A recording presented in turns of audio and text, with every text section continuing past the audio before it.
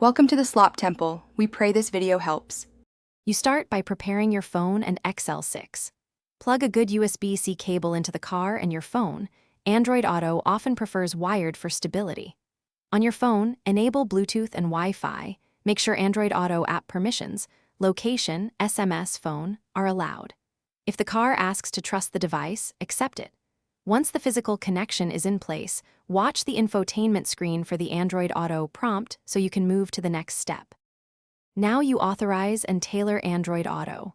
On the phone, accept prompts to share contacts and media. On the Xl6 screen, confirm the connection and choose Android Auto as the projection method. Make sure messaging and navigation apps are allowed so voice commands work.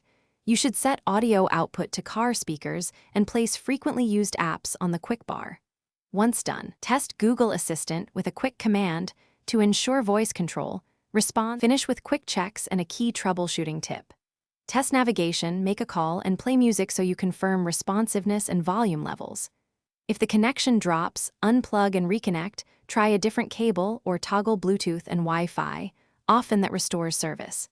If problems persist, reboot the phone and the Xl6 head unit, clear Android Auto cache on the phone, and check for app or firmware updates. That usually resolves stubborn pairing or audio issues. Thanks for watching. Consider subscribing if we helped you.